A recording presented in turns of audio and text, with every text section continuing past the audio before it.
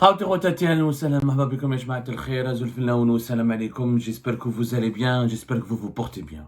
Le 12 novembre dernier, l'Algérie avait libéré Boualem Sansal, l'écrivain franco-algérien, à la suite d'une médiation internationale conduite par l'Allemagne, à la suite d'une médiation allemande et à la suite de l'intervention personnelle du président de la République fédérale d'Allemagne, Frank-Walter Steinmeier. La veille, le 12 novembre, l'Algérie fait un geste humanitaire, répond à une demande d'humanisme, à une demande de magnanime, à une demande pour faire preuve d'humanisme, de noblesse, de générosité, en accordant la grâce présidentielle à un écrivain connu dans le monde entier, ou qui est devenu connu dans le monde entier. Il était connu auprès de certains lectorats, mais grâce à ce qui lui est arrivé en Algérie, à sa détention arbitraire, à sa persécution judiciaire et politique dont il avait été victime en Algérie, il est devenu un écrivain connu auprès de l'opinion publique internationale. Abdelmajid Tebboune, le 12 novembre, a donc fait un geste d'humanisme. Et il avait fait preuve d'une certaine grande élégance morale en acceptant de gracier un écrivain très âgé, malade, et qui a été détenu arbitrairement. Bien sûr, Abdelmajid Tebboune n'a pas reconnu qu'il avait utilisé Boualem Sansal comme otage, qu'il s'était acharné contre Boualem Sansal. Il n'a pas reconnu la qualité de victime à Boualem Sansal, mais indirectement, il a reconnu qu'il avait fait de lui un instrument ou un outil d'un règlement de compte diplomatique et géopolitique, puisqu'il a négocié directement avec une puissance étrangère qui est l'Allemagne pour le libérer. Ça, c'était le 12 novembre dernier. Le 12 novembre, c'était l'humanisme du régime algérien ou du régime Tebboune à l'égard de Boualem Sansal. Le 11 novembre, la veille, un jeune de 31 ans, qui n'est connu que par l'Algérie, qui n'est pas un binational, qui n'a pas de nationalité étrangère, qui n'a aucune nationalité étrangère, qui est algérien pure souche, et qui n'a que le passeport algérien, n'a que le passeport vert, il n'a que la carte d'identité algérienne, il est algérien à 100%. Mohamed Tajadid, la veille du 12 novembre, le jour de l'humanisme de Tebboune, le 11 novembre, Mohamed Tajadid, il a été condamné à 5 ans de prison ferme. 5 ans de prison ferme pour soutien à des organisations terroristes, propagande d'idées extrémistes. 5 ans. Il a 31 ans, Mohamed Tajadid. C'est un Hiraki, c'est le Hirak qui l'a révélé. On l'a surnommé le poète du Hirak. Quelle était l'activité subversive? Quel était le tort, le crime de Mohamed Tajadid? Il fait des poèmes dans lesquels il critique les dirigeants algériens, il critique l'institution militaire algérienne, il critique le pouvoir algérien et soutient des organisations terroristes. Il était proche de certains opposants algériens classés à l'étranger qui sont exilés à l'étranger et qui sont considérés comme des terroristes parce qu'ils font partie du mouvement Rached ou ils font partie du mouvement du MAC, mais surtout apparemment, d'après ce que j'ai compris, d'après ce que je sais de son dossier, Mohamed Tajadid, on lui reproche d'avoir été en contact avec des éléments du membre du courant du mouvement Rached ou des personnalités qui sont proches de ce mouvement. Donc on lui colle comme ça, à 31 ans, juste parce que tu fais quelques poèmes, juste parce que tu parles du Hirak, juste parce que tu parles des libertés publiques et individuelles, juste parce que tu parles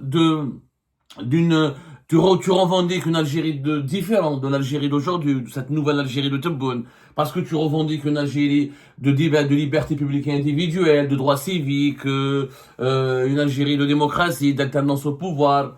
Une Algérie différente, en tout cas, de ce que nous sommes, de cette Algérie qui nous accable et qui nous martyrise. Il a été condamné à 5 ans de prison ferme. J'ai lu hier avec beaucoup d'émotion et j'étais vraiment bouleversé par le témoignage de son avocate. Madame Fetta Sedet. Désolé si j'écorche son nom, pardonnez-moi c'est l'une des plus brillantes avocates algériennes qui a défendu tous les détenus d'opinion, Fetta Sadet.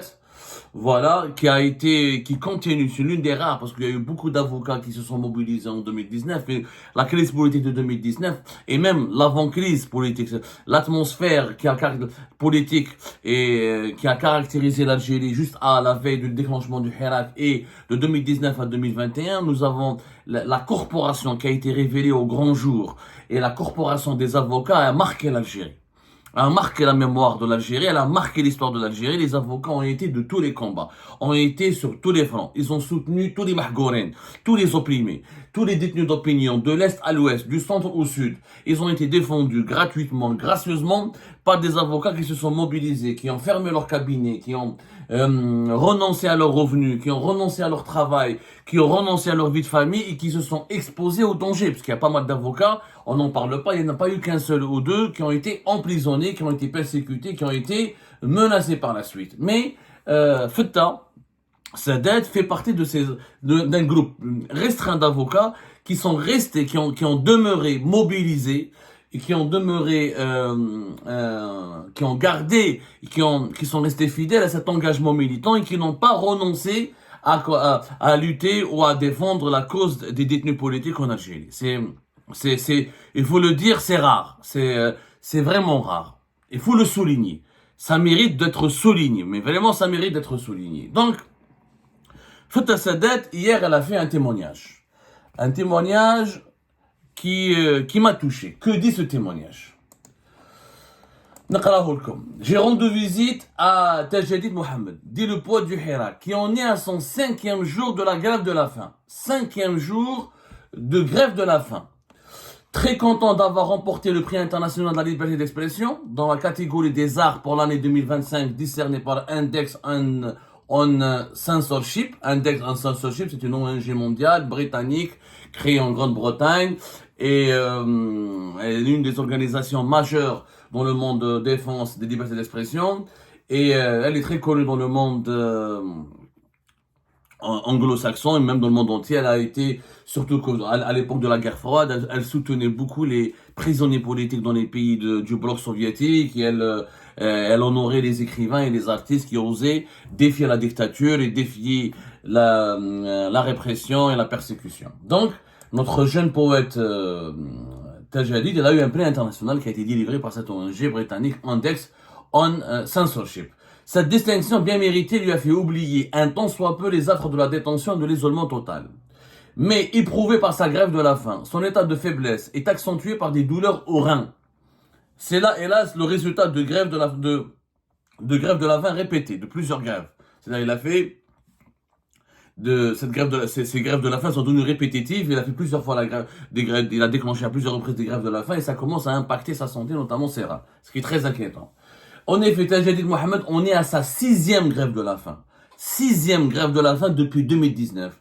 Il a cumulé un total de 4 années de détention. Il fait l'objet d'une avalanche de poursuites judiciaires au nombre de 13. 13 poursuites judiciaires. Contre un jeune de 31 ans, qui a fait 6 grèves de la faim depuis 2019. Et son état de santé, il est maintenant chancelant, il faut dire la vérité. Il se dégrade de façon dangereuse. Quand on fait des grèves de la faim, certains organes du corps comme les reins sont exposés à des fragilités inquiétantes. En protestation contre sa dernière condamnation, en date du 11 novembre 2025, la veille de la libération de Boualem Sansal, le tribunal a été condamné par le tribunal criminel de Dal-Baïda à une lourde peine de 5 ans de prison de réclusion dans une procédure où il a bénéficié d'une remise en liberté la veille du 1er novembre 2024. Tajadid Mohamed use pour la 6e fois de l'ultime recours à la grève de la faim, n'hésitant pas à mettre sa vie en danger et ce pour se faire entendre et que justice lui soit rendue. Du fond de sa cellule, bien qu'il soit affaibli, avec la force de ses convictions, Tajadid Mohamed se fait l'écho de toutes les voix étouffées, des voix profondément éprises de justice, de liberté et d'égalité. L'hommage de Fetta Sadat était très touchant et je la remercie amplement. Et heureusement, il y en a encore des avocats comme Fetta Sadat qui nous parviennent, qui partent souvent dans les prisons, qui nous envoient des nouvelles, des détenus d'opinion, des détenus politiques, qui nous donnent des informations sur leurs dossiers judiciaires et qui continuent d'entretenir la flamme du Hirak et la flamme de la liberté et de l'attachement à cette démocratie, cette liberté pour laquelle nous nous battons depuis de très longues décennies, mais grâce aux réseaux sociaux, peut-être, grâce à ce que nous avons vécu depuis 2019, on est beaucoup plus conscient maintenant de l'importance d'un état de droit, d'une démocratie importante et effective et perfectible, et de l'importance de préserver les libertés publiques et individuelles. Ce témoignage m'a touché, pourquoi? Parce qu'il faut dire la vérité. Personne ne se mobilise pour Mohamed Tajadid. Personne ne se mobilise. quelques avocats, bien sûr, quelques ONG internationales de part et d'autre.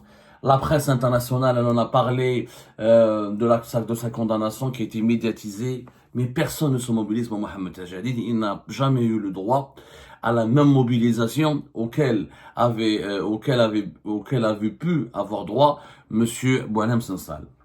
Mohamed Tajadid, 6 grèves de la faim, 13 poursuites judiciaires, dans la dernière condamnation à 5 ans de prison ferme. Il a fait déjà 4 ans, depuis 2019 jusqu'à aujourd'hui, il a déjà collectionné 4 années. Il a passé 4 ans en prison. Qu'est-ce que nous démontre le cas de... Quelle est la grande leçon du cas de Mohamed Tajadid? Il faut le dire. Il faut le dire. Mohamed Tajadid est la démonstration et la preuve aujourd'hui qu'un Algérien ne vaut rien. Quand on est uniquement Algérien, on ne vaut rien. C'est ça la vérité. Si Mohamed Tajadid était un franco-algérien, ou il était français en partie, ou s'il était allemand, ou s'il était canadien, ou s'il était suisse, s'il avait une autre nationalité, eh ben le cas de Mohamed Tajadid aurait été traité autrement, différemment, et il aurait été défendu autrement et différemment. Faut dire la vérité. Je ne reproche pas à la communauté internationale de s'être mobilisée pour le Boualem Sansal. Loin s'en fout. Tout ce qui a été fait pour Boualem Sansal a été fait dans le cadre de la morale, de l'éthique, de la nécessaire lutte pour la libération d'un détenu d'opinion, d'un détenu politique et d'un otage. Sauf que Mohamed Tajadid n'est pas considéré par un otage. Il n'est pas considéré comme un otage, pardonnez-moi. Il n'est pas considéré comme un otage. Parce qu'il n'est pas traité comme un otage par le régime algérien. Pour une raison simple. Parce qu'il est algérien. Et comme il est uniquement algérien, il ne vaut rien. Boualem Sansal, parce qu'il était français. Donc le Tebboune pouvait l'utiliser comme otage pour marchander avec la France, pour marchander avec l'Allemagne, pour faire pression sur la classe dirigeante française, pour faire pression sur l'Union européenne. Parce que Mohamed Boualem Sansal, il y a le Parlement européen, il y a eu la classe politique française, il y a Rotaillot, Éric Zemmour, Marine Le Pen, Valeurs Actuelles, le groupe Bolloré, il y a eu des intellectuels français de grande envergure, il y a des écrivains internationaux qui se sont, de toutes les langues, de tous les grands pays occidentaux qui se sont mobilisés.